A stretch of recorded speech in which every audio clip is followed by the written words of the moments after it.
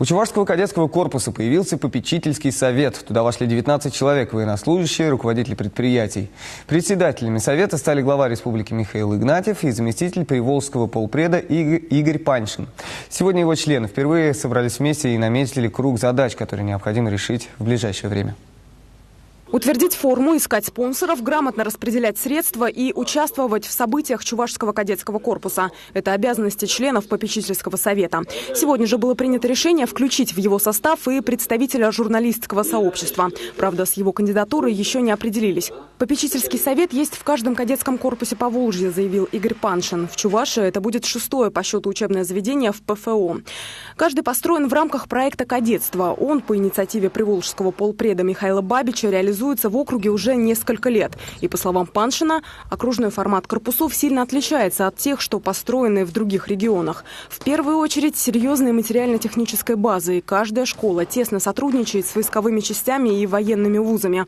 Однако проблемы тоже есть. По кадетскому образованию, что касается содержания за счет бюджета субъекта, есть серьезные проблемы. Мы натыкаемся на серьезные непонимание Министерства образования Российской Федерации, потому как пока они нас воспринимают как формат, по большому счету, как детдом. Сейчас, добавил Паншин, прорабатывается вопрос о переводе кадетских корпусов из ведения Министерства образования в Минобороны.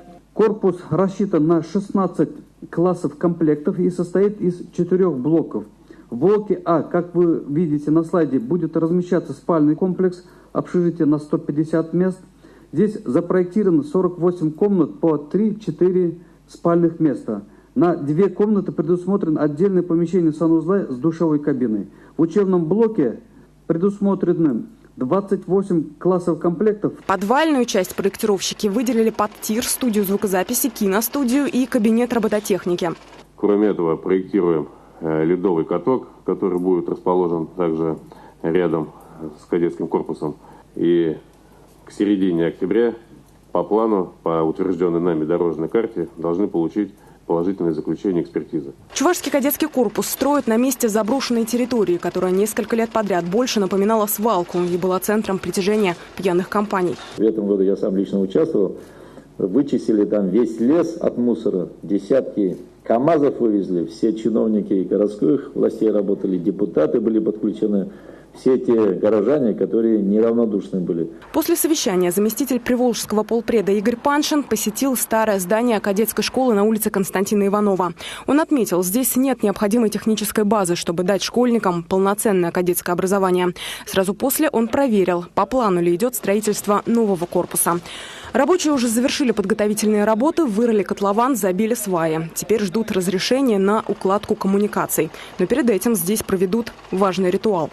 У меня в руках капсула времени с посланием потомкам, которую буквально на несколько минут доверили только нашей съемочной группе.